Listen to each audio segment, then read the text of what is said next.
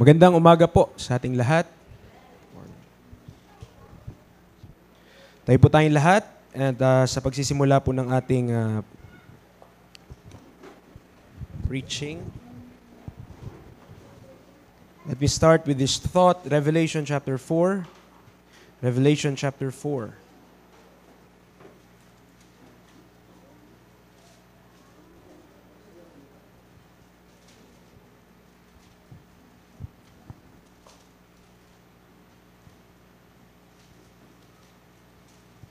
So, hindi po na po tayo babalik doon sa Ephesians. So, this will be inconsistent. Mali ang English. Ito ay yun. Kadugtong nung ating mga pinipreach for the past 2 weeks. Revelation chapter 4, verse 9 to 11. Revelation chapter 4, verses 9 to 11. Say amen kung nandun na po. Amen. Tayo po ay sabay-sabay. Verse 9, read, "And when those beasts give glory and honor and thanks to him that sat on the throne, who liveth forever and ever, the 24 elders fall down before him that sat on the throne, and worship him that liveth forever and ever, and cast their crowns before the throne, saying, Thou art worthy, O Lord, to receive glory and honor and power, for thou hast created all things, and for thy pleasure they are and were created." Ako ba ay creature ng Panginoon?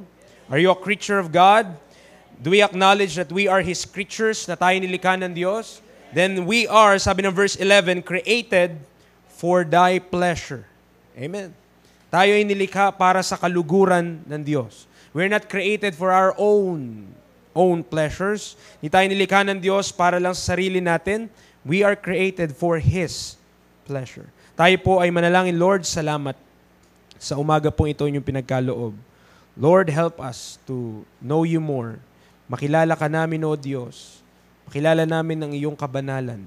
Makilala namin na ikaw ay siyang makapangyarihang Diyos. Na wala po kayong ibang gusto sa amin, kundi ang ikabubuti po namin.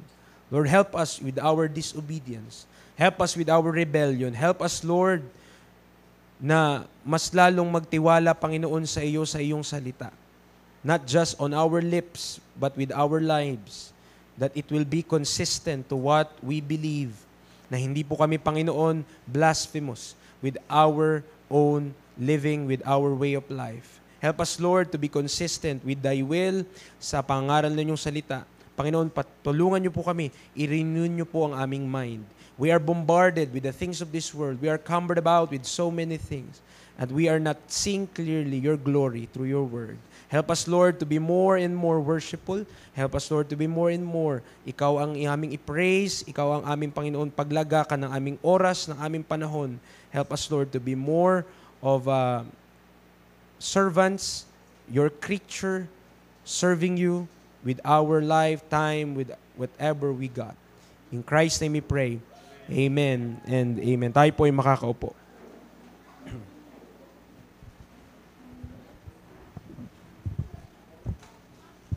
Marami akong notes eh. Hindi ko alam kung saan mag-start.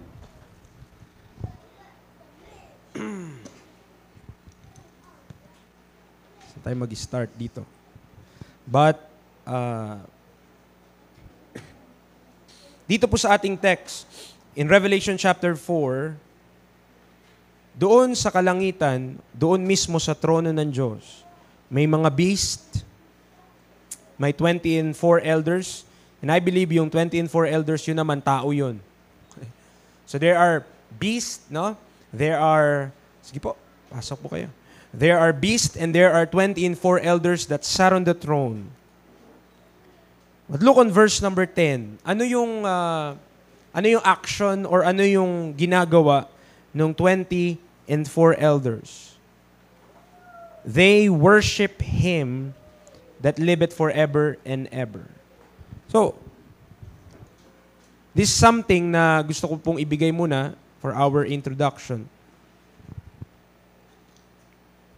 Anong pagkakaiba ng worship sa praise?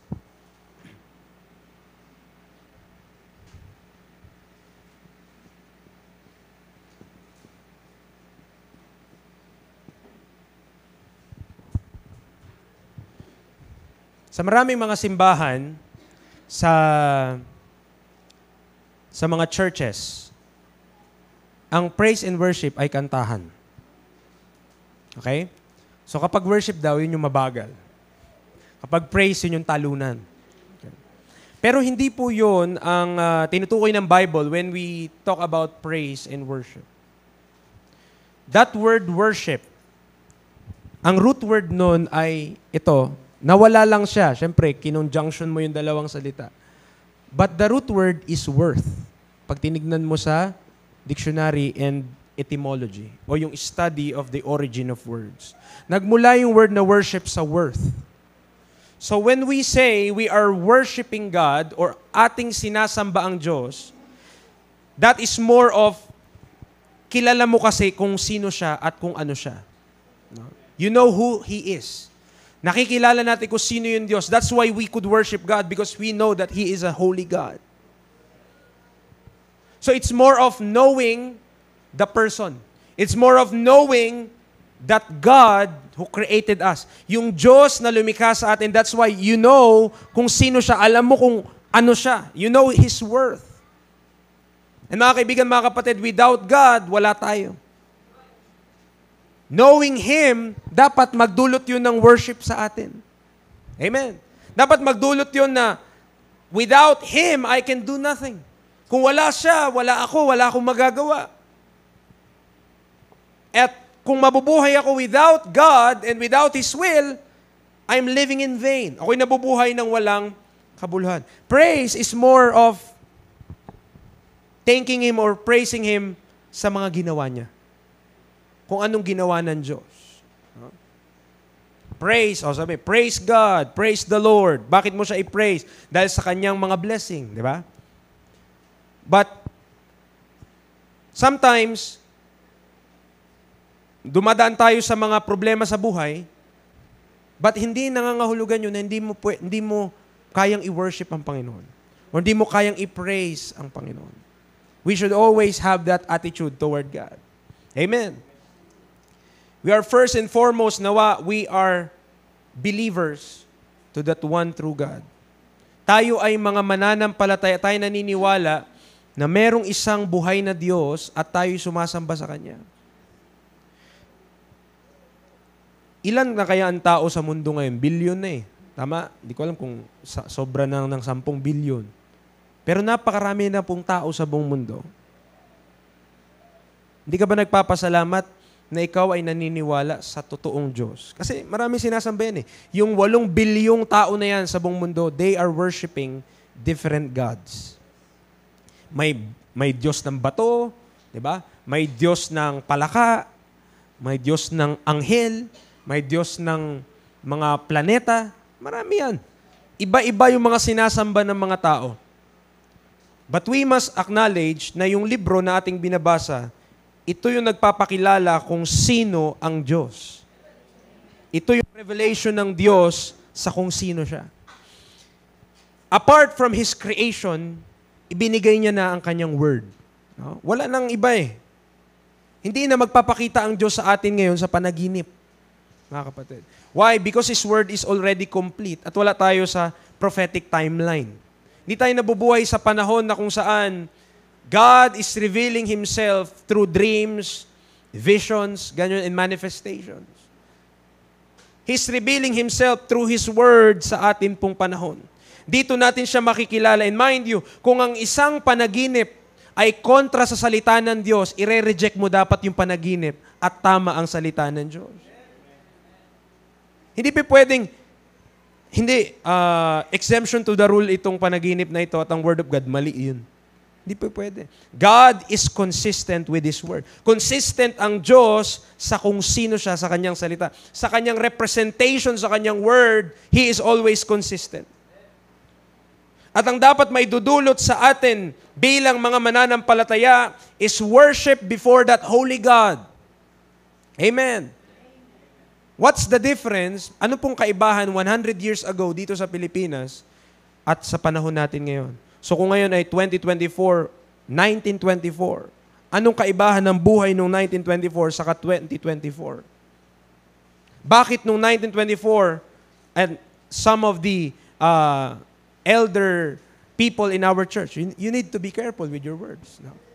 Some of the elders of our church could testify na pwede mong iwanan ng bahay mo ng bukas at walang mananakaw doon. At walang mananakaw kahit iwanan mo nakabukas yun. Hindi mawawala yung mga gamit nyo doon sa loob. Anong kaibahan nung panahon na yun at sa panahon natin na kahit may CCTV ka na, nananakawan ka pa rin? What's the difference? Alam niyo pong kaibahan? Yung mga tao nung 1924, kahit hindi sila Baptist, meron silang takot sa Diyos. Fear of God. You don't have to have religion to have fear of God. Hindi mo kailangan ng relihiyon para magkaroon ka ng takot sa Diyos. Amen. May relihiyon kaya si Adan at si Eva. Sila pa ang unang tao. Ano kayang tinatag nila? Di po ba? But they need to have, ang tao, kailangan niya ng takot sa Diyos. At ang kulang sa ating panahon ngayon, even in our nation, even sa ibang mga bansa, ay ang tao, walang takot sa Diyos. Bakit? Ano ba tinuturo? Atheism. So ano ba yun? Paghiwalay sa Diyos. Hindi totoo ang Diyos. Hindi totoong may Diyos. So anong magiging resulta sa buhay ng tao? Wala namang Diyos. Anong pakialam ko? Anong pakialam ng sino man kung ako'y gagawa ng mali? Kung walang takot sa Diyos ang isang tao, free siya na gawin yung gusto niya. Tama? Bakit? Hindi naman ako mananagot eh. Sinong magagalit sa akin? Sinong magbabawal sa akin? Anong mangyayari sa akin? Sino magbabawal sa akin? Anong konsensyang meron siya kung siya'y magsisinungaling man? Bakit? Kasi wala namang Diyos. Pero kung may Diyos at totoo ang salita ng Diyos, dapat magdulot yun ng takot tungkol sa Diyos. Hindi matakot sa Diyos na ayoko sa Diyos, takot na takot ako sa Kanya. Hindi po. Kundi takot sa Diyos na sa lahat ng ating gagawin, may Diyos na nakatingin at alam kung anong ating ginagawa. Amen. So that fear of God is the difference. Yung mga tao nung 1924, nung sila ay nabuhay dito sa Pilipinas, amen. Hindi man ganun kaganda ang buhay, hindi man ganun karangya, but people have more sense and character than people who are living right now. Mas marami pa silang sense, meron pa silang character, mas mapagkakatiwalaan mo compared to people today.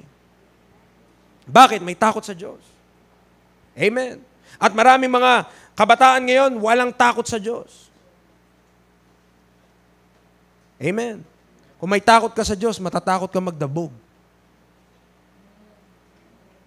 Kung may takot ka sa Diyos, matatakot kang sumuway sa iyong magulang. Kung may takot ka sa Diyos, matatakot ka na ikaw ay sumagot-sagot. If you have that fear of God, you will be afraid of those things. Dahil hindi lang ang magulang mong sinusuway mo, ang Diyos mismo. God Himself from heaven. Siya mismo yung iyong sinusuway kung sinusuway mong iyong magulang. That's why kung meron kang takot sa Diyos, matatakot kang gawin yung mga bagay na yun. Amen. Matatakot kang ipahiya ang magulang mo. Pero kung wala kang takot sa Diyos, wala kang pakialam sa kanila. Wala kang pakialam sa kahit na anong mga bagay. Nakasunod po ba? Knowing God. Mas nakikilala natin ng Diyos, mas kinikilala natin kung sino siya, mas lalo dapat tayo nagkakaroon. The fear of the Lord is the beginning of wisdom. And to depart from evil is understanding. Karunungan yun, yung ikaw ay humiwalay sa mga maling gawain. Yung ikaw ay humiwalay doon sa mga bagay na hindi kalooban ng Diyos. Yung mga evil things. Amen. We should be abstaining from all appearance of evil. I believe nagsimula ako mag-preach 2017. Yung consistent nag-preach. 2017 yun. Naalala ko yung mga pinipreach ko dati. And kung babalikan ko ngayon, matapang yun, tao na yun. Nagpipreach na yun. Pero tama pa rin yun, nagpipreach na yun. Why? Kasi nung mga panahon na pinipreach ko, against ako sa TV. Those years, 2017. And sad to say, I should be against also hanggang ngayon, dapat sa bagay na yun. Why? Because it's destroying a lot of minds. Dati, against ako doon kasi mind conditioning yun eh. Programming yun eh. Programming yun sa mind para maging idle ka. para doon malaan ang iyong oras. Imbes na nagbabasa ka ng book or ano ka ng skill sa music or any other hobbies na kagamit-gamit sa buhay, nandun ka na lang nakastay at nandun ka na lang naka-spellbound at nandun ka na lang entertained.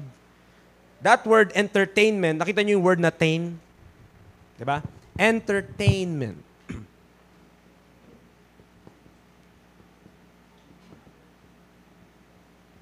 Kita nyo to? Katunog ng contain, di ba?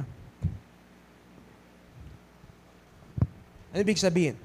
Those things wants to contain you. Para kang kinukulong. Para huwag ka mag-isip. At gusto niyang ipaisip sa'yo kung ano yung kanyang pinipreach. Okay? Why I'm saying this? Dahil itong church natin, saan tayo nakalocate? Tayo nakalocate sa isang maliit na barangay sa Subic, Zambales. Pag hinanap mo sa mapa, mahirapan ka pa nga eh. Kapag malaki, hindi siya yung mabilis mong i-zoom eh. No? Kailangan hanapin mo pa yung barangay na to eh. Para makita mo sa Google Maps. Pero mga kapatid, anong point? Maybe in our lifetime, maybe in this place, hindi naman tayo masyado magkakaproblema. I pray sa major doctrine na heresy. No? Pero saan tayo magkakaproblema? Ay sa technology, sa media that permeates the minds of men kaya hindi sila makapag-serve sa Panginoon.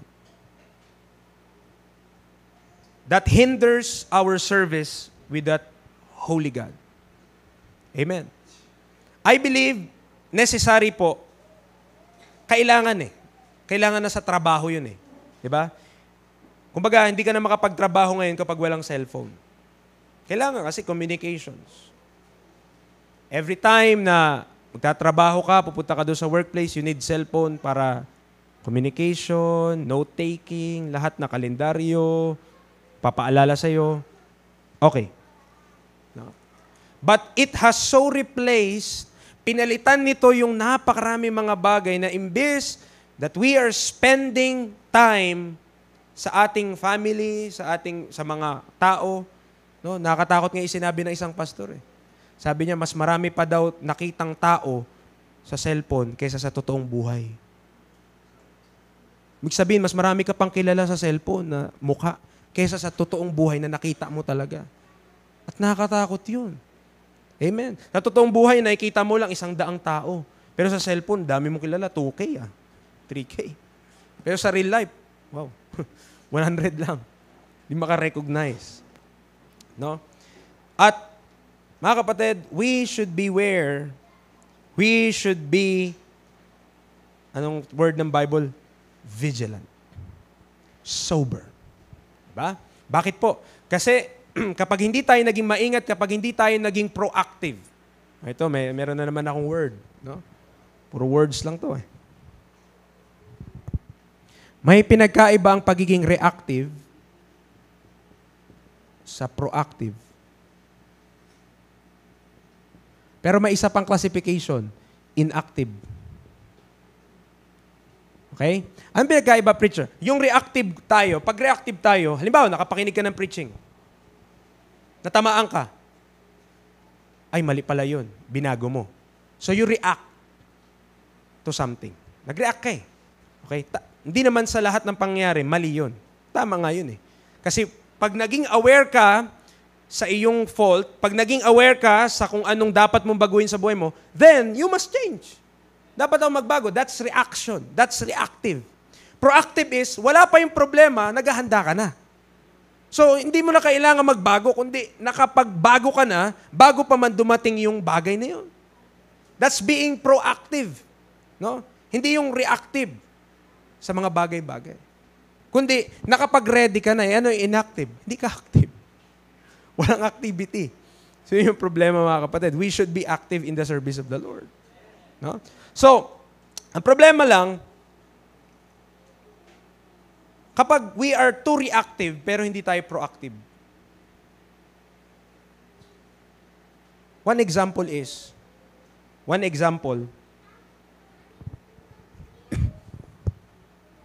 parang Sa bata po, sa mga bata, ito, para lang maintindihan, to illustrate. No? Proactive means to instruct. Okay? Instruction beforehand. Sabihin natin pagiging reactive, that's the correction. Okay? That's the correction part. Okay? That's the punishment. Sabihin mo.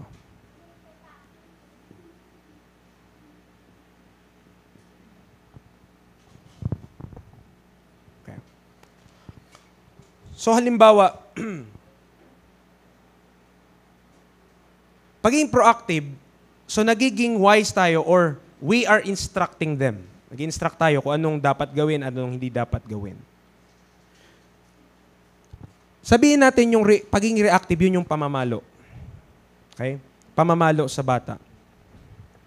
Kung hindi alam ng bata kung anong kanyang susundin, pero pinalo mo siya, ano ibig sabihin nun? Anong naituro sa kanya nun? Diba? Kung una, halimbawa, hindi mo naman sinabi sa kanya or hindi niya naman alam, wala siyang alam, na hindi dapat mangupit. Hindi niya yun alam. May sa kanya, nakikita siyang barya, uy, akin yun. No? Hindi niya alam yun. The next time, dapat alam niya na. Sabihin mo na. Or ituturo mo na. Pero, kapag, halimbawa, ang isang bata, hindi niya alam ang rules, then, puro reaction lang. Ito lang. Puro punishment lang. Hindi niya naman alam. Hindi niya pala alam na bawal pala niyang gawin yun. Hindi niya dapat gawin yun. So wala siyang time na makapag-prepare siya. And as a result, nagiging reactive lang ang marami. Dahil may nangyari, saka lang magdidiscipline. When in fact, we could discipline even before. Sabi ng isang pastor, kung nadidisiplina lang ang mga bata early on, baka nga hindi mo na kailangan paluin. Kasi they are disciplined. Pero, those are reactions because of the lack of instruction. Dahil sa kakulangan ng instruction. Further, mga kapatid, we must not be reactive na, kaya tayo nagiging reactive, no? Even sa maraming mga bagay, because kakulangan nyo ng preparation. Lack of preparation. But if we will prepare properly, kung tayo magpe-prepare properly, then we will not be reactive. We'll be proactive. Amen? Iba, di na naiintindihan yung sinasabi ko. Okay, buburahin natin lahat. No problem, mga kapatid. Okay. Two words na gusto ko pong, itong series na to ito yung pangalan ko sa series na to. 2 words that I want you to remember, and remember well, sa ating buhay Kristiyano, mga kapatid. Godliness and simplicity.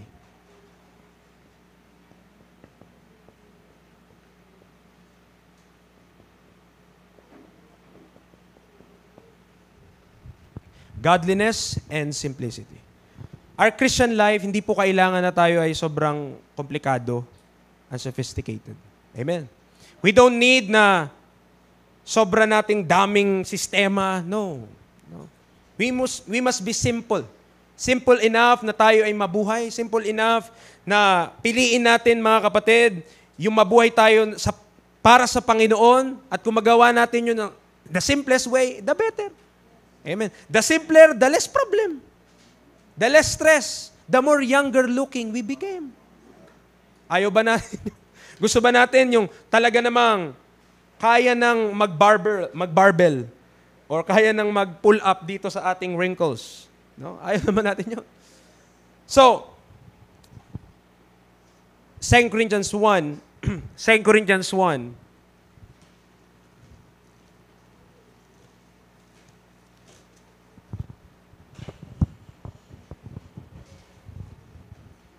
St. Corinthians 1,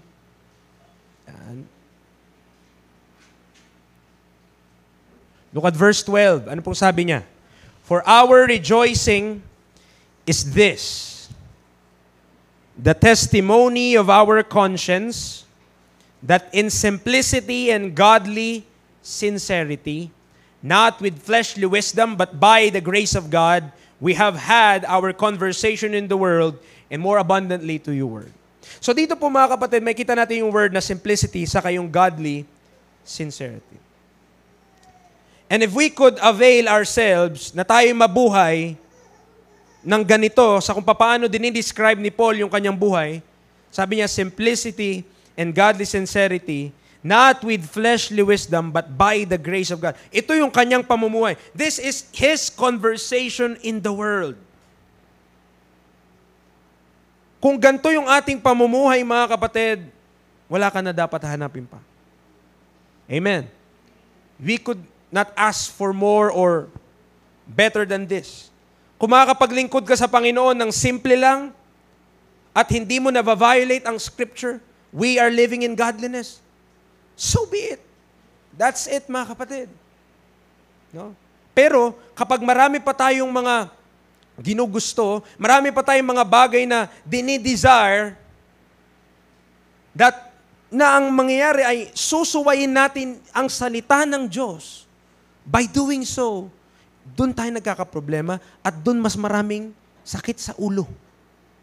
Kapag hindi natin pinakinggan ang salita ng Diyos. No? Gumawa ako ng rectangle.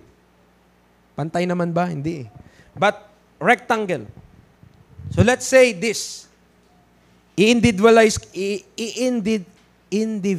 ko. Kasi ito ay nakalagay dito sa aking notes, local church. Pero, sabihin natin ikaw ito, Christian. Tayo to. Tapos ito yung present state mo. Kailangan mo lumago. So dito, yung ikaw ay, ang term ng Bible sa mature ay perfect. Tama po? So ano yung dapat mong gawin para ikaw ay ituring ng Bible na perfect? Or to be perfect according to the Word of God. Biblical term po yan. Colossians chapter 1. Colossians chapter number 1. Colossians chapter 1. That's a biblical term. That's a biblical concept.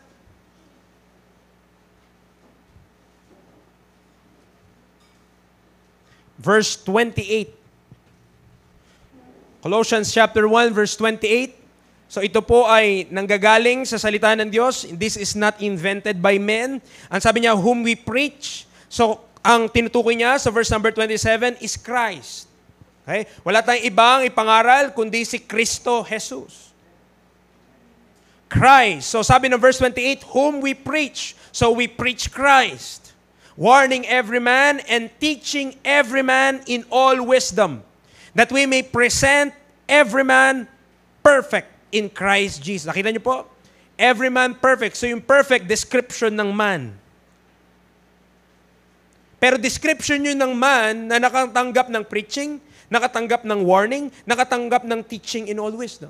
So kapag nakatanggap ka ng preaching, warning, teaching in all wisdom, sabi ng salita ng Diyos, ipepresent tayo perfect in Christ Jesus. So ito yung gusto nating ma-attain. That's why our theme nito, growing up into Christ in all things. So ang kalooban ng Diyos that we reach this perfect na sinasabi ng Bible. Yan sinasabi ni Paul na sa Philippians, punta ka, atras ka ng isang book. So Colossians, katabi niya si Philippians, left side. So Philippians chapter number 3. Philippians chapter number 3. Verse 10. Philippians chapter 3 verse 10. So ano ka lang, left side lang tayo mula sa Colossians. So left, that's Philippians. Philippians chapter 3 verse 10, sabi niya, that I may know Him and the power of His resurrection and the fellowship of His sufferings. Mind you, mga kapatid, there is suffering in the Christian life. There are sufferings in the Christian life. Nung na-save tayo, hindi pinangako ng Diyos na bago ka ma-save, may problema ka. Pag na-save ka, mawawalan ka ng problema. Actually, pag na-save ka, madagdagan ang problema mo. Pero anong kaibahan nung hindi ka save? Nung hindi ka save, yung comforter mo, miserable. The world is a miserable comforter. Pero nung na-save ka, you have now the comforter, the Holy Ghost. Amen. So kahit madagdagan yung problema, at least may Holy Ghost tayo. Pero those problems, kaya nga tayo may mga problema ay dahil some of those or many of those are a result of our disobedience to the Word of God. So kung susunod tayo sa salita ng Diyos, mabawasan na mabawasan na mabawasan na mabawasan. Amen. Pero problema mo na lang, siguro, kasi buhok natin, puputi, di na yun eh. No? Kung paitiman mo, yun, masolve mo. Pero Philippians chapter 3, verse 10, sabi niya, merong fellowship of His sufferings, being made conformable unto His death. Verse 12, not as though I had already attained. Either were already what? Perfect. So sinasabi ni Paul, dito sa verse na yun, hindi pa ako perfect, but I follow after. Ibig sabihin, ito talaga dapat yung ginogol. Ito dapat yung gusto nating ma-attain. Okay? Verse number 12, but I follow after, if that I may apprehend, that for which also I am apprehended of Christ Jesus.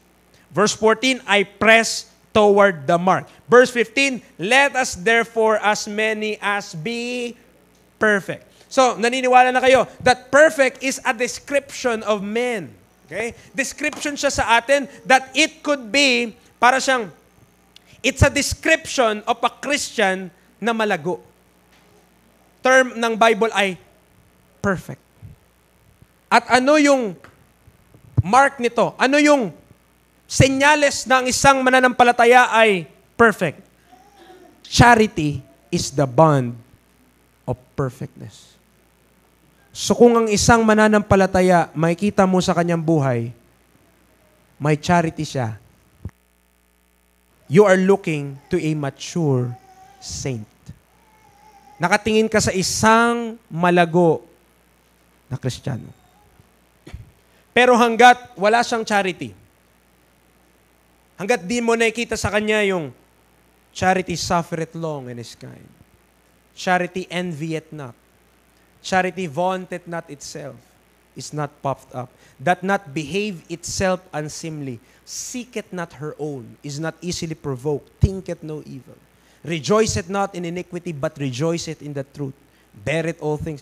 Preacher, saan yung binabanggit mo? 1 Corinthians 13, beareth all things, believeth all things, hopeth all things, endureth all things. Charity never faileth, but whether there be prophecies, they shall fail, whether there be tongues, they shall cease, whether there be knowledge, they shall vanish away. Okay? Anong point? Yun yung when we have that charity, kapag namamanifest sa buhay natin yung charity, then we are becoming perfect according to the Word of God. Kapag tinignan mo yung mga description na yon, mga kapatid, may kita mong isang tao na kung saan hindi insecure, hindi inggitin, mapagpasalamat, amen, matiisin, yun yung mga description na yun eh. Sabi niya, envieth not, vaunteth not itself, ayaw magpakitang gilas, hindi nagpapasikat. Amen. In our Christian life, mga kapatid, it should be Jesus Christ must have the preeminence. Si Kristo dapat yung ating tinatanghal. Si Kristo dapat yung ating itinatas, hindi po yung ating mga sarili. Amen. Ano kung hindi tayo mapalakpakan, kung tayo aawit? Basta ang ating nasambay ang ating Panginoon. Basta ang aking napapurihan ay aking Panginoon. Amen. O ano kung hindi na-recognize yung contribution natin? Ikaw yung maraming ginawa, ikaw yung nagpagod, ikaw yung nagsipag, ikaw yung nagsikap, pero hindi ka man lang napasalamat, wala man lang kumamay sa'yo, wala man lang sabi, sister, napakagaling ng ginawa mo, napakagandang contribution. Wala man lang nagsabi sa'yo gano'n. Ibig sabihin ba nun? Malulungkot ka? Amen. Hindi po mga kapatid, but we should thank God. Mas maganda pa nga hindi ma-recognize eh. Minsan, pag ma-recognize ka, parang yayabang ka pa or nakakahiya naman, recognize pa. Di ba? So, charity. So, makikita natin, from our present state, from this state below to this state above, gusto nating mag-grow. That should be our desire, mga kapatid. 1 Corinthians chapter 3. Kailangan po maintindihan natin that there is this judgment na kakaharapin po nating mga mananampalataya. Are you saved?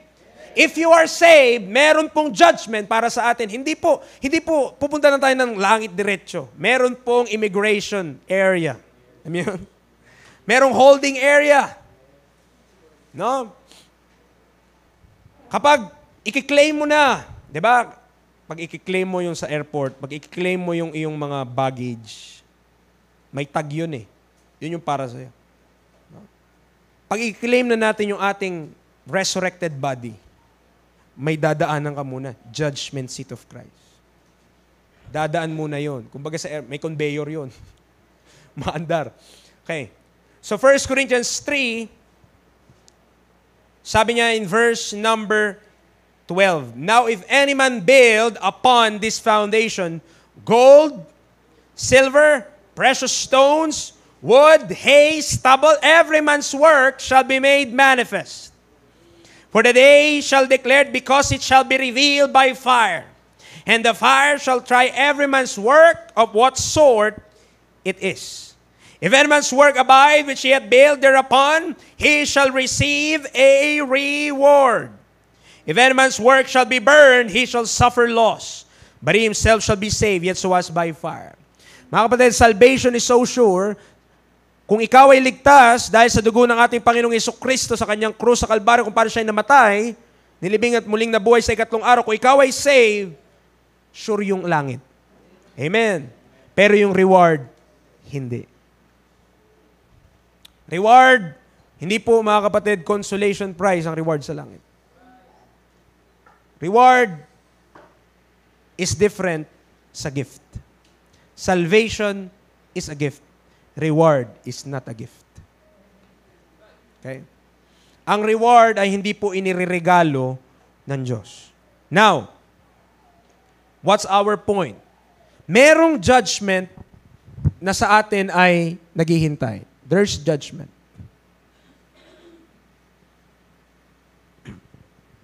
Judgment seat. Seat of Christ.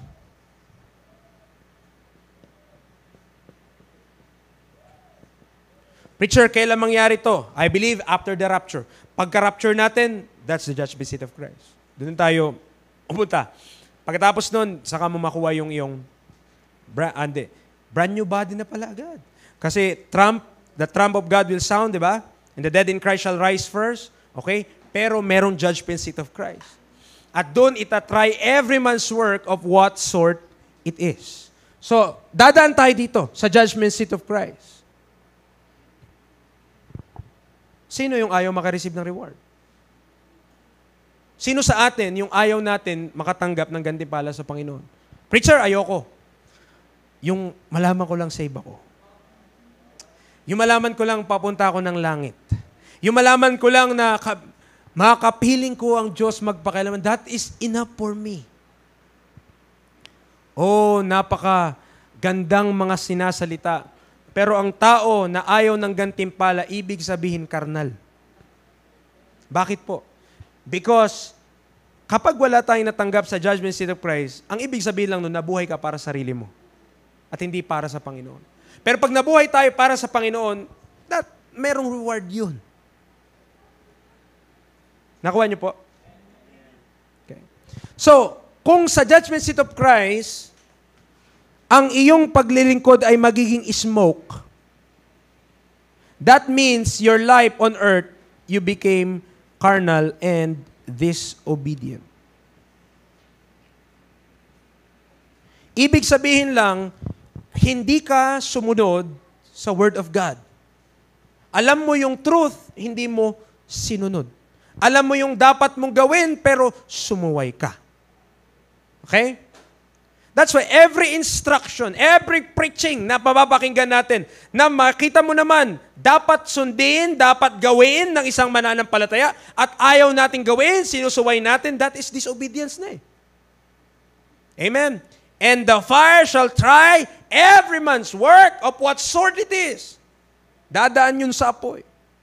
Every excuses, nasasabihin natin, ganto kasi ako, ganto na yung kinalekhan ko, ganto na ako. Lahat yun ng excuse. It will be revealed by fire. Amen. At dadaan lahat yun sa apoy and it will show what's the true intent or motive behind those things. At hindi din sapat yung tama yung puso pero mali yung ginagawa. Ay, tama naman yun. Basta ako mahal ko si Lord. Mahal mong suwayin? Amen.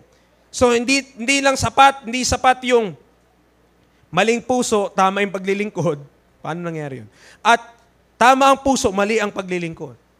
Amen. Dapat, kung tama ang ating puso, tama rin yung ating paglilingkod. Okay? Now, pero, kung merong matatanggap ka ng rewards, binanggit doon, what are those rewards? Gold, silver, precious stones. Tanong ko naman, aanhin mo yun sa langit. Diba? Aanhin mo yung mga yun. Pwede ba yung isanla, preacher, pag sa langit ka? Ito personally, I believe, may kinalaman yon sa paghahari sa eternity. Ano bang sinisimbolize all throughout the history ng gold, silver, and precious stones? Bakit yung mga corona, merong mga mamahaling bato dun? Why? Bakit ang corona ginto? Crown of gold. Diba? I believe merong kinalaman yun sa doon. But the point is, kapag may rewards, ibig sabihin, namuhay ka ng, di ba? Obedient ka sa Word of God. Spiritual. You lived obedient, you live spiritual. You follow the will of God. Yun. Merong reward doon. Okay. And why should you desire na mag-strive for mastery to have those rewards one day is because it shows our love and worship to God. Pinapakita nun na mahal natin ng Diyos at sinasamba natin siya. Amen.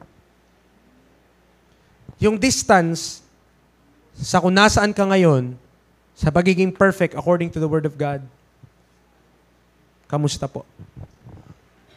Amen. Kamusta yung ating distance from our present state to being or becoming perfect according to God's Word? The distance between them. To become this, kailangan mag-remain ka dyan. Kaya nilagyan ko yan ng box. Kailangan magre-remain ka lang sa box. Hindi ka aalis dyan sa box. Pag umalis ka sa box na yan, sa labas ng box, may mga philosophy.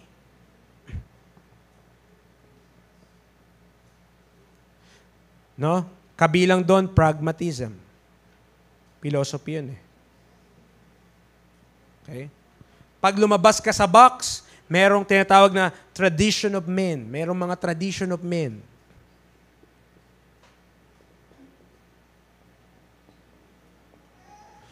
Pag lumabas ka sa box, meron tinatawag na rudiments of the world.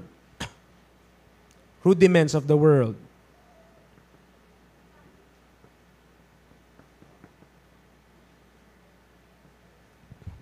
Pag lumabas ka sa box, merong carnality and modernism.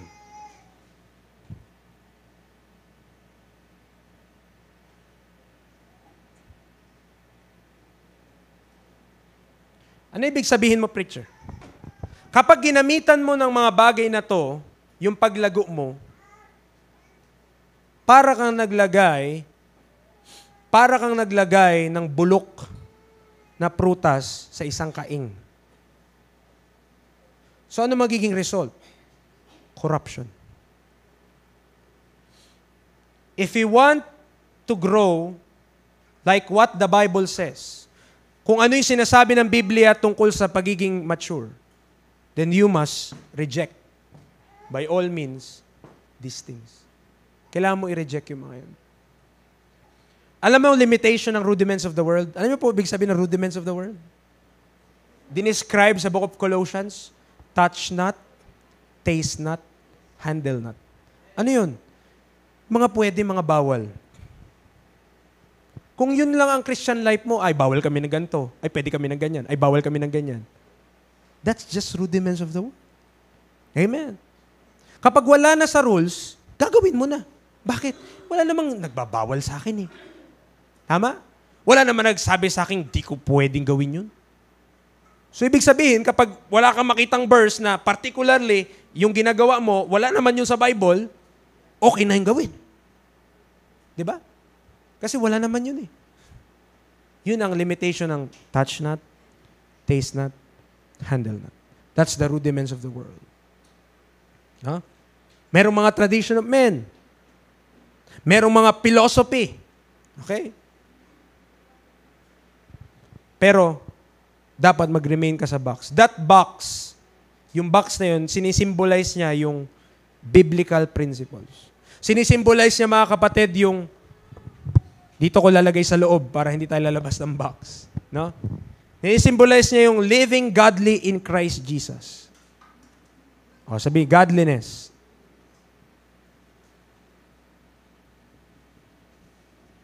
Sinisimbolize niya, hindi lamang godliness, sinisimbolize niya rin being spiritual. Diyan ka lang, sabi niya, diyan ka lang sa line na yan. Hindi lamang being spiritual, hindi lamang being godly, kundi also our bodies as a living sacrifice.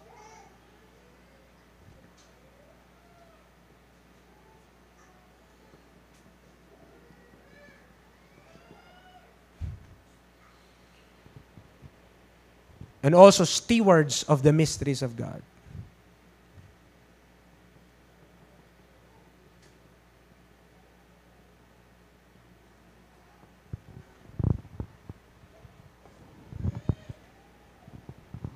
Sabihin,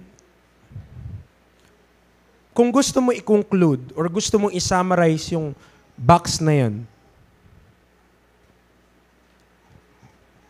obedience to God's Word.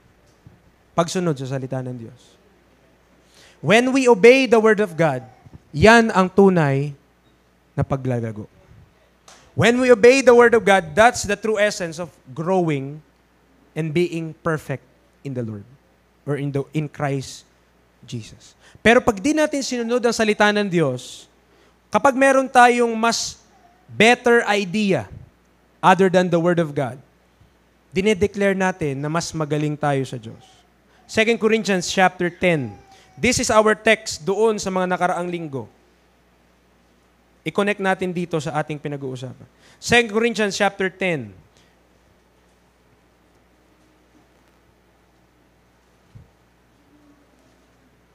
Verse 3 to 5. 2 Corinthians 10 verses 3 to 5.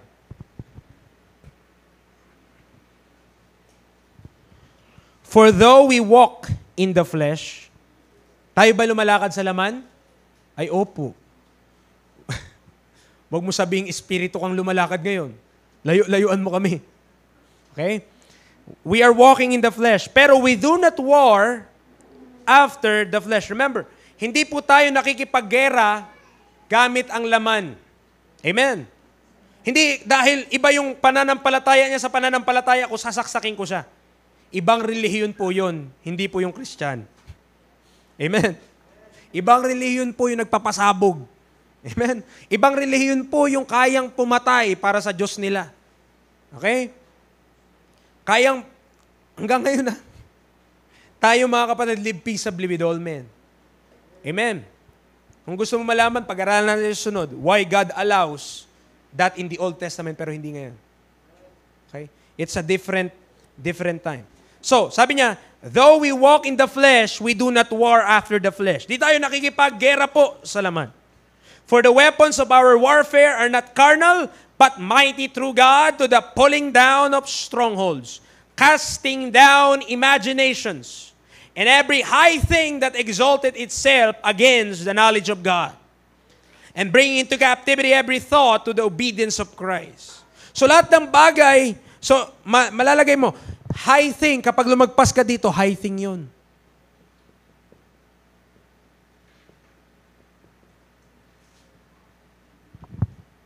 Sinasabi natin mas magaling tayo sa kalooban ng Diyos. Sinasabi natin na mas alam natin yung dapat gawin instead of God believing His Word. Lord, I trust You. Amen. Lord, ano yung verse sa Proverbs? Yung trust in the Lord with all thine heart. Lean not to thine own understanding. In all thy ways, acknowledge Him, and He shall direct thy paths. Amen. Mahirap yung verse na yun. Proverbs 3:5-6 yata yun eh. Do we trust God with all our hearts?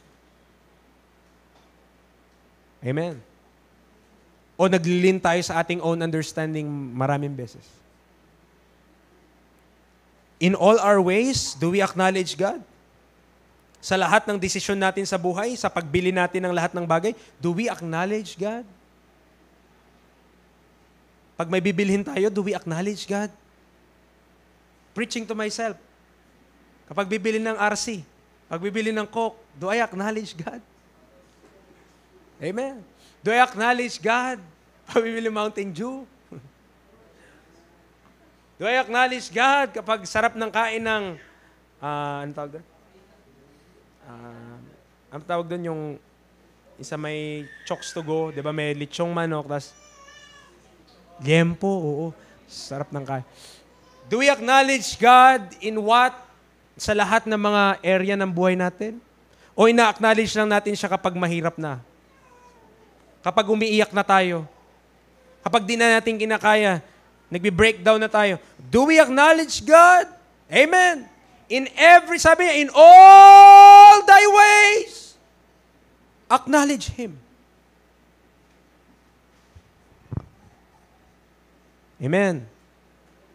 Ina-acknowledge ba natin siya pag Monday, pagpapasok tayo sa trabaho kaya sa school? Lord, para po sa inyo yung araw na ito. Panginoon, Ikaw po ang mairepresenta ko. Panginoon, Ikaw po yung makita sa buhay ko, hindi po ako. Sa mga estudyante, yun ba ang ina-acknowledge natin?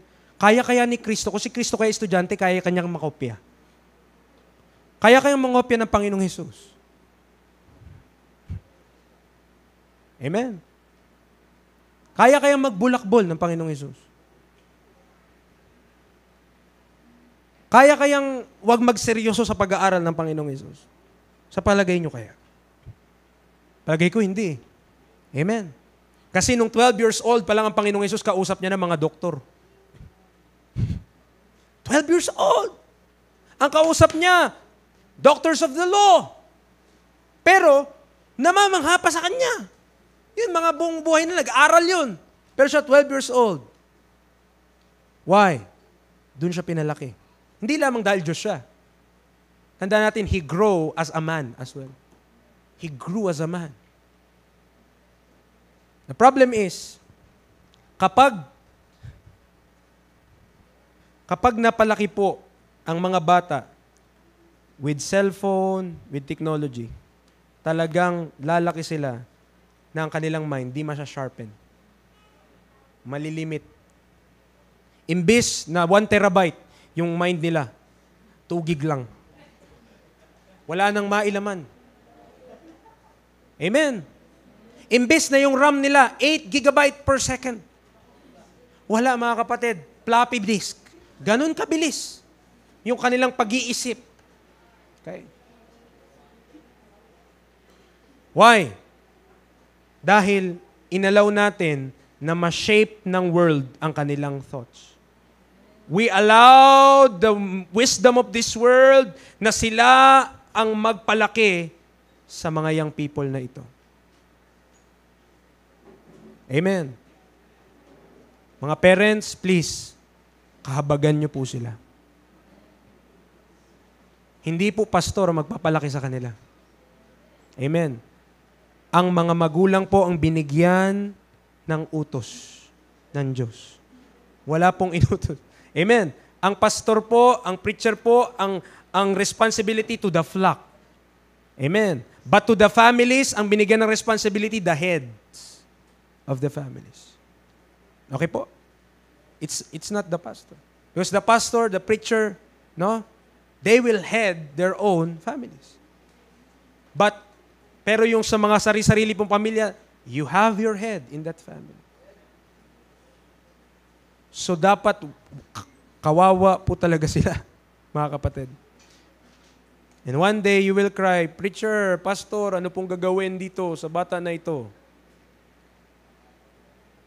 When nung meron tayong chance, hindi natin ginawa yung part natin. Amen. Are you still there? Are you a Bible believer? Kung Bible believer tayo, dapat paniwalaan natin yung Bible, hindi lamang doon sa komportable tayo. Hindi lamang doon sa mga part na kung saan nakakapag-amen ka. But on those part that sink down to our hearts and tell us that we are wrong, we should be Bible believers even on that time. Amen. Dapat tayo naniniwala sa Biblia kahit masakit. Bakit po? Dahil yun ay makakatulong sa atin. Amen. Huwag tayo magiging tamad sa pagsunod sa salita ng Diyos. Huwag tayo susuko, mga kapatid. Kawawa yung mga bata na yan. If we will not teach them right, sino magtuturo sa kanila? Dr. YouTube, amen, Ma'am Facebook. Sino? Imagine natin na, kung ang mga magulang nga hindi alam mag-cellphone hindi nga nila alam kung ano yung mga apps na yun. Tapos pinagkatiwala mo sa bata. Ano pang mangyari dyan? Ano pang mangyari sa buhay niyan? Amen. Are you still there? Sabi, be not unequally yoked together with unbelievers. What fellowship hath darkness, di ba? Light with darkness. What communion hath, di ba? Satan, Belial with Christ. Anong point natin, mga kapatid? Proverbs 22 verse 6. Ano yung verse na yun? Proverbs chapter 22 verse 6.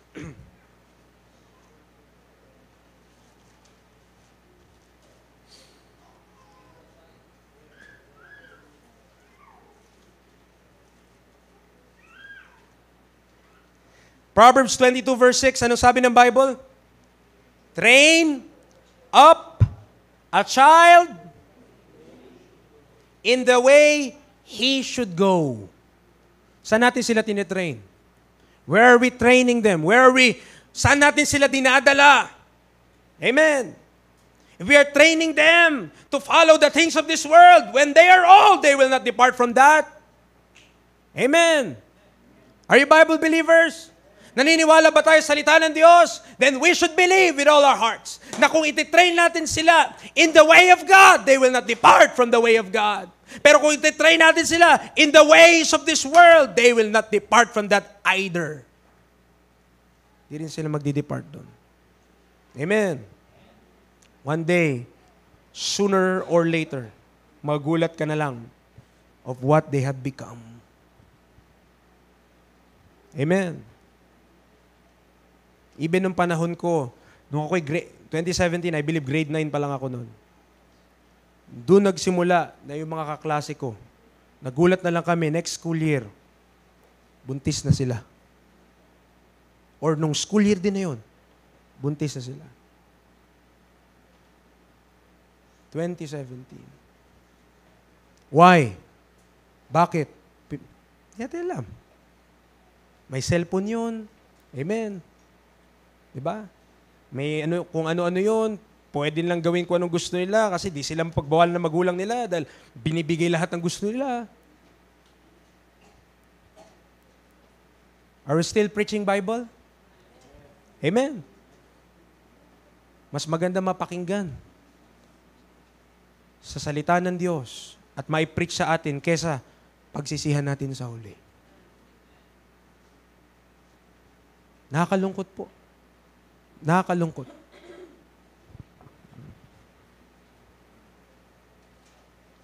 Pero kung hindi sila, di po natin pagbabawalan yung mga yan, hahayaan lang po natin sila dyan, pagsisisihan po natin. Amen. Mahal po tayo ng Diyos. Ask the Lord kung mali yung sinasabi ng preacher this morning. Tell God Lord, mali, sobra na yata yung sinasabi ni preacher. Hayaan mong siyang sumagot sa'yo. Amen. Pag sumagot siya, sabihan mo ko. Pero mga kapatid, that's the reality from the Word of God.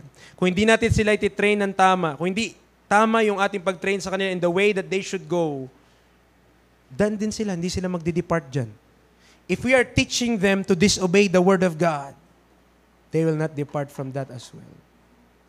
Amen. We should be example of the believers. We should be example of the believers. Mga mananampalataya, kung tayo natuto ng salita ng Diyos, we should be example. Amen. Di pa huli ang lahat. Do you believe that? Buhay ka pa eh. Buhay pa ako. Ibig sabihin, meron pang plano ang Diyos sa buhay mo at sa buhay ko. Di pa siya tapos. Amen po? Kung naniwala ka, hindi pa tapos ang Diyos,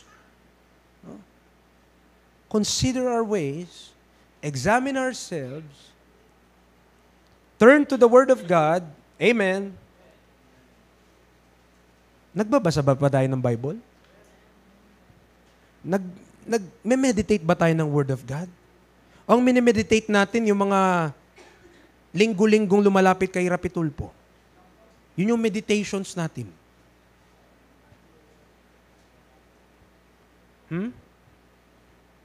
Are we meditating the Word of God? Do you believe na ito yung pinaka-importanting libro sa buong mundo? This is the most important book in the world. Pero mas marami pa tayong time kay Facebook. Ang sakit niyan. Amen. Mas marami pa tayong time sa social media kaysa sa salita ng Diyos. Mas marami pa tayong time na magpipindot kaysa alamin kung anong kalooban ng Diyos sa ating mga buhay. Amen. Parents should be an example, mga kapatid. Patulong po tayo sa Panginoon. Lahat tayo under progress. Lahat tayo work under construction. Amen. But it doesn't mean na susukuan mo. Hindi, okay lang yan. Okay na yan, siguro. No, we should be intentional. Nakita niyo sa Proverbs 22 verse 6 po, mga kapatid. Ang word na ginamit po doon, train. Okay? Ang word na ginamit po doon, train.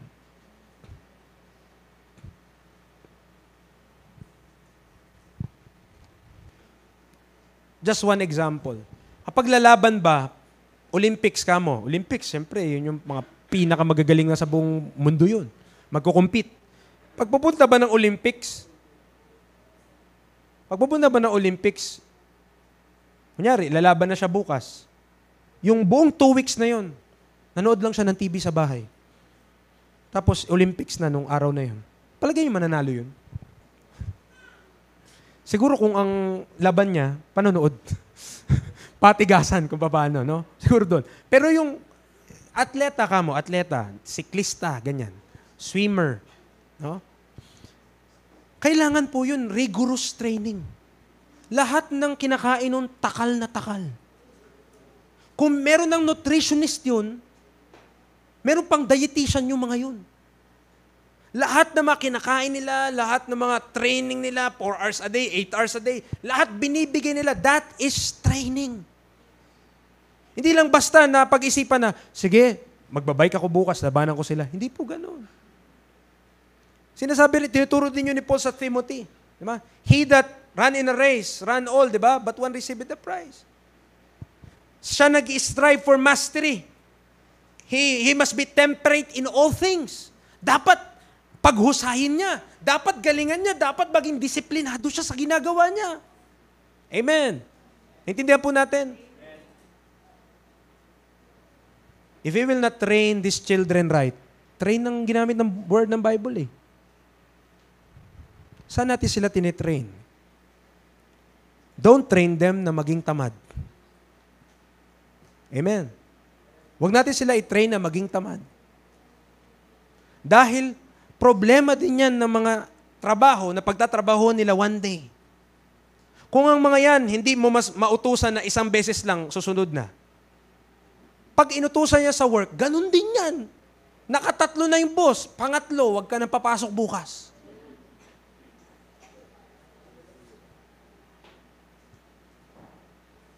Amen.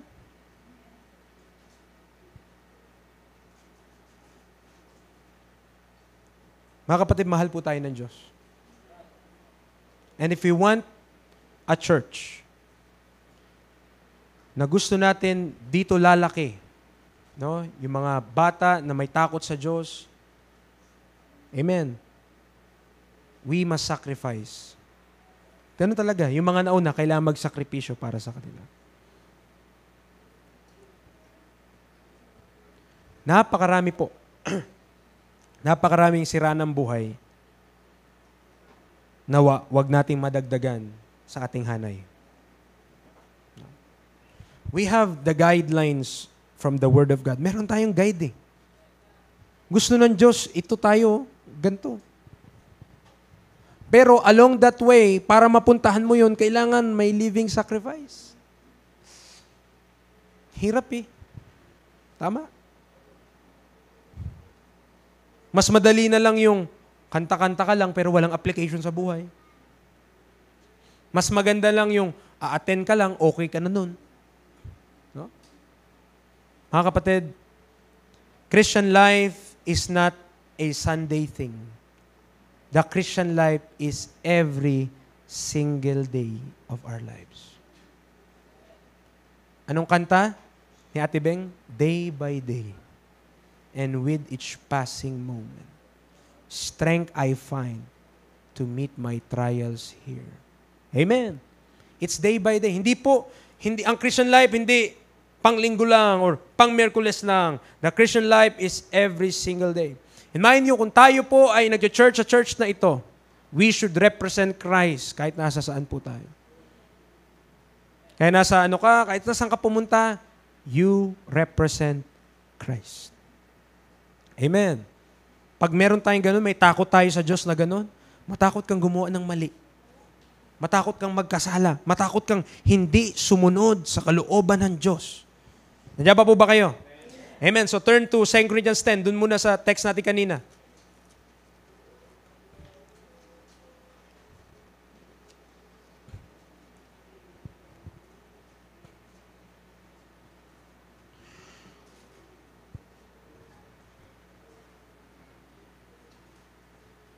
Sabi niya, for though we walk in the flesh, we do not war after the flesh. Di tayo nakikipaggera sa laman. Amen. Di tayo nakikipagsaksakan. Di tayo nakikipagbarilan. For the weapons of our warfare are not carnal, but mighty through God to the pulling down of strongholds. There are strongholds na kailangan nating ibagsak in our minds. Amen. Those are thoughts na inisip natin, okay na yung ganito. Ganto na ako pinanganak, ganto na ako mamamatay. There are things na kailangan nating i-give up. Things na kailangan mo i-surrender sa Panginoong Hesukristo. Amen. Kailangan nating ibigay sa Kanya. Kailangan nating ipagkatiwala po sa Kanya. At ano yun? Casting down imaginations. So, ang imagination, nasa labas din. Wala siya dyan. Kasi gusto ng Bible, i-cast mo eh. Ibig sabihin, alisin mo. So yung imagination, nasa labas ng square.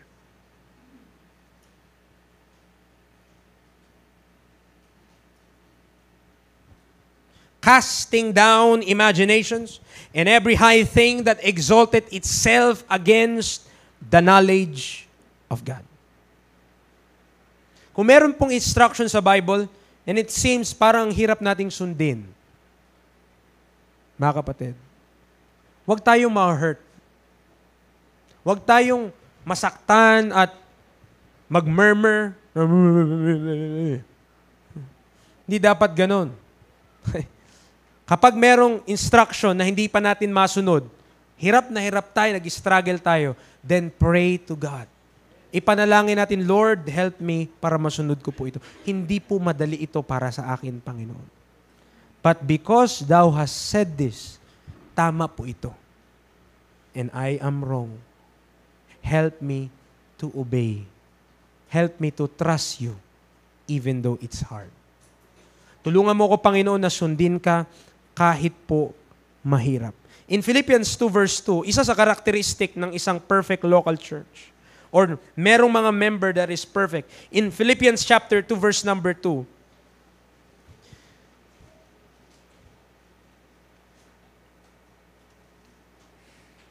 ang sabi niya, fulfill ye my joy that ye be like-minded. Amen. Kamusta? Anong laman ng ating isip? Kamusta? What's on our mind? Kamusta? What's inside our thoughts? Parehas kaya? Amen. Gusto kaya din natin lahat mag-grow? Gusto kaya din lahat natin na tayo ay nagpapatuloy sa Panginoon, maglilingkod sa Panginoon na merong isang isipan? Nagkakaisang isip, mga kapatid? Like-minded? Having the same love, being of one accord, of one mind? Without the Spirit of God, without yielding to the Spirit of God, ang hirap po niyan. Amen. Kasi iba-iba naman talaga tayo ng desire. As a person, iba-iba tayo ng gustong gawin. Pero, meron dapat tayong nagkakaisang isip. Amen. We should have that one mind when it comes to the work of God, when it comes to the ministry of the Lord.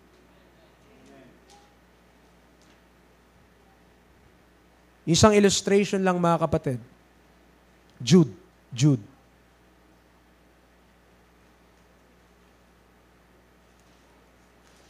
Katabi ni Revelation sa dulo po. Jude.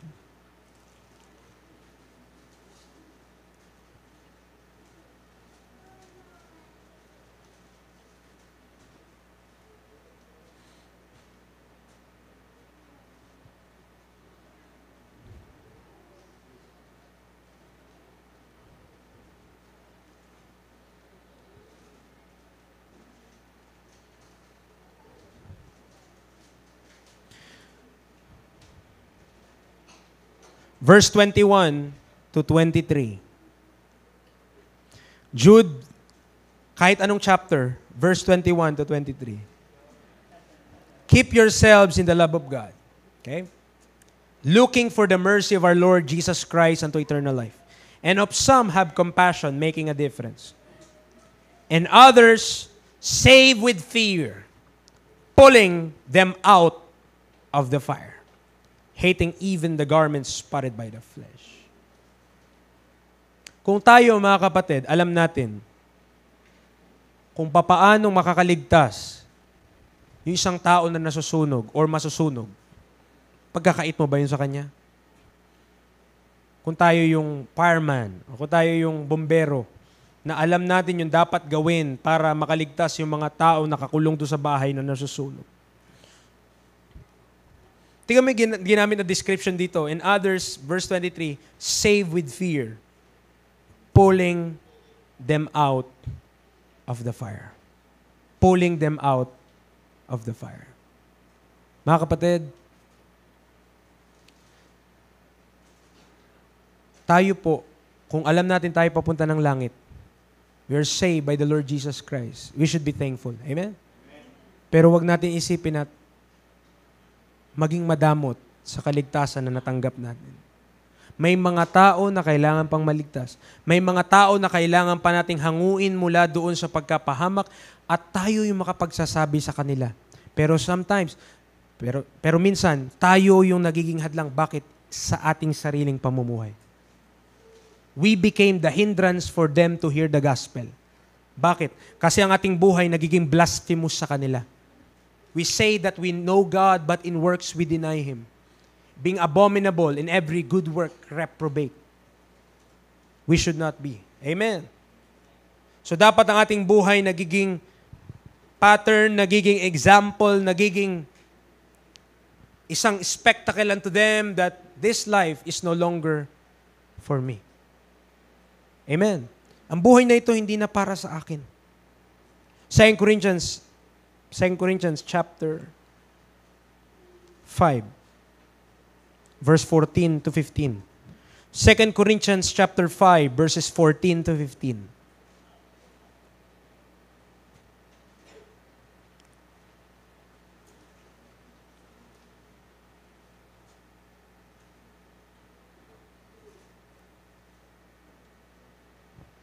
2 Corinthians 5:14. For the love of Christ constraineth us. Dapat ito yung nag-motivate sa'yo. Ito yung pumipilit sa'yo. Amen. Hindi ka magbabago dahil lang sinabi ng preacher. Hindi ka magbabago dahil lang na-preach, natamaan ka, sabi mo, I'll change. No. Dapat mga kapatid, when we hear that we are wrong, kapag napakinggan natin na tayo ay mali, ang mag-constrain pa rin sa atin is the love of Christ. Christ loved us enough to die for us. Sabi na isang preacher, ganito, for 4,000 years, ang tao daw, sinisisi ang Diyos. Sabi ng tao, bakit naglagay pa ang Diyos ng puno doon, ng pinagbabawal niya rin? Bakit hinayaan niya na yung ahas nandoon para tuksohin yung babae? Bakit hinayaan niya na may, di ba? Mga excuse ba? Bakit? Di ba? Bakit ganun? Kung wala palang choice ang tao, bakit naglagay pa siya ng ganun? So for 4,000 years daw, narinig ng Diyos yun. Sabi niya, after 4,000 years, sabi ng Diyos, sige na nga, ako na lang aako ng sisi. Kaya dumating si Kristo. Pagdating ni Jesus Christ, nung siya ipapako na sa krus, di ba? Hindi niya nga binuksan yung kanyang bibig. Kasi ang tao, likas sa atin na manisi ng iba. Siya kasi. Pero that person, the Lord Jesus Christ, took the blame. Sa kanya ba yun? Sa kanya ba yung kasalanan buong sanlibutan? Siya ba yung nagkasala? Siya ba yung sumuway? Hindi naman siya. Pero kinuha niya lahat. Amen? He took the blame because he is a man. He took the responsibility in himself. Kinuha niya yung responsibilidad tungkol sa kasalanan. He placed it on himself and he died for our sins. Because we thus judge that if one died for all, then we are all dead. And that he died for all. Namatay siya para sa lahat, including you and me. That they which live should not henceforth live unto themselves, but unto him which died for them and rose again. Para tayo na nabubuhay, para tayo na nakatanggap ng kaligtasan ng Diyos, ay hindi na mabubuhay lang para sa ating mga sarili, pero para sa Kanya na namatay para sa atin. Para kanino ka nabubuhay? Sabi nga nung Nescafe, para kanino ka bumabangon? Yung iba, bumabangon para sa kanilang pamilya. Noble act. Tama lang naman. Yung iba, bumabangon para sa kanilang mga pangarap. Amen. Pero nawa tayo, mga kapatid. When we wake up, we will thank God, Lord, thank you for another day of life. Lord, thank you for another opportunity to praise you. Lord, thank you for another opportunity to worship you. Lord, thank you for another opportunity na pwede kong irepresenta ikaw sa kung nasaan ako pupunta ngayong araw. Amen. Because we should live for that one who died for us. Siya'y namatay para sa atin. He loves us enough to die for us. Hindi siya nag-excuse, mga kapatid. Pwede naman siya mag-excuse eh. Sabi pa nga niya, di mo ba alam, pwede ako magpatawag ng legion ngayon ng anghel? Or, di ba? Pero hindi niya ginawa. Sabi niya, nevertheless, not my will, but thine be done. Mga kapatid, could we say that to God? Lord, madami po akong excuse. May mga imagination ako. May mga ginagawa ako, may mga high thing, may mga tradition of men. Hindi ako makapamuhay ng godly and in simplicity. Could you say, Lord, nevertheless, not my will, but thine be done. Panginoon, hindi yung kagustuhan ko, kundi yung kagustuhan mo, O Diyos.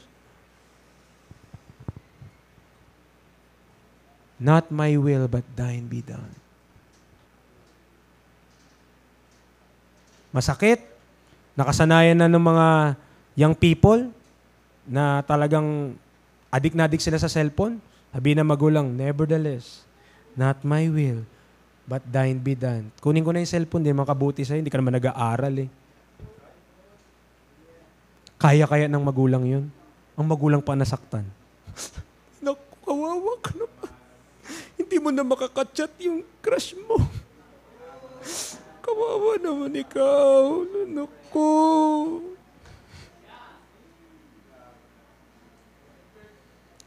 Ang problema, ang magulang ang hindi kaya. No? Amen. Mga kapatid, hindi pa po huli ang lahat. Kapag ang mga lalaki nagdadrive at naligaw, hindi pa naman huli ang lahat. Pero hanggat nagmamatigas, hindi, alam ko yung daan. Hindi, alam ko to. Alam ko to. Hanggat nagmamatigas, hindi ka makakabalik sa tamang ruta. Amen. Pero pag i-acknowledge mo na tama yung sinasabi ng katabi mo, ikot tayo. Maling daan ito. Hanggat nagmamatigas ka, hindi, tama yung daan. Alam ko to, nagaling na ako dito 10 years ago. Hanggat hindi mo in-acknowledge na mali yung course mo, hindi mo babaguhin. Mas lalo mong idiretso, mas lalo ka napalayo sa dat mong puntahan. Amen. Mga kapatid, hanggat di ka gumabangot, di ka gumigising sa katotohanan na mali na yung pinupuntahan mo, dire-diretso ka lang dyan. U-turn na. Amen. Konting lang yan, reverse. Amen. Ikot. Para balik na tayo sa tamang landas. If we will not do that, mga kapatid, dire-diretso ka na, pabangin. There is a way which seemeth right unto a man, but the end thereof are the ways of death. Hanguin po natin sila. Kawawa po yung mga yan. Amen. Kabata-bata pa lang eh. Mas nauna pang matuto mag-I love you kaysa magluto ng sinaing. Amen. Mas marunong pa na magsabing, kamusta ka? Anong ginagawa mo ngayon? Siya walang ginagawa sa bahay. Hindi mautusan. Amen. So we should learn from that, mga kapatid.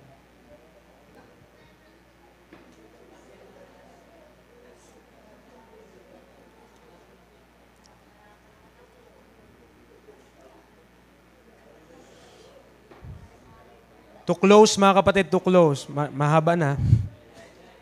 Amen. Hebrews na lang. Hebrews 4, verse 12. Hebrews 4, verse 12. No, lastly, to close, hanggang 13. Verse number 12. Hebrews 4, verse 12 to 13. For the word of God is quick. Do you believe that? Buhay? Powerful? Amen. Sharper than any two-edged sword, piercing even to the dividing asunder of soul and spirit, and of the joints and marrow, and is a discerner of the thoughts and intents of the heart. Neither, verse 13, is there any creature that is not manifest in His sight, but all things are naked and open unto the eyes of Him with whom we have to do. Maring wala nakakakita sa'yo, but God sees and God knows. Amen. Maring hindi alam ng kahit sino. But God knows that. And God sees that. Walang nakatago sa Diyos. Tayo po ay manalangin. Lord Jesus, salamat po this morning. Thank you, Lord, for these thoughts. Thank you, Lord, for these verses. Thank you, Lord, sa mga paalala po na ito. Panginoon, lahat po kami ay merong trabahong dapat gawin. Lahat po kami ay merong mga dapat baguhin in several areas of our life in our Christian walk. Panginoon, tulungan niyo po kami na ma-acknowledge na wala po kayong masamang intensyon sa lahat ng pinapagawa niyo po sa amin, kundi yung ikabubuti lang po namin. So when we come across a passage that maybe touches our way of life that is contrary to the Word of God, help us to humble ourselves and pray and ask God for help. Ask God for direction. Ask God for His wisdom kung paano po kami dapat mabuhay. Panginoon, salamat dahil hindi mo kami minahal lang, kundi namatay ka pa para sa amin. Ganun mo pinakita, Panginoon, yung pag-ibig nang kami mga makasalanan pa si Kristo'y namatay para sa amin. Thank you, Lord, for dying for our sins. And we know that your intention for us is nothing but good, for our best, for us to have also rewards in the judgment seat of Christ. Help us, Lord, na kami, Panginoon, to set our affection on things above and not on things on this earth. Thank you for this time. Thank you for the Word of God. In Christ's name we pray. Amen and amen.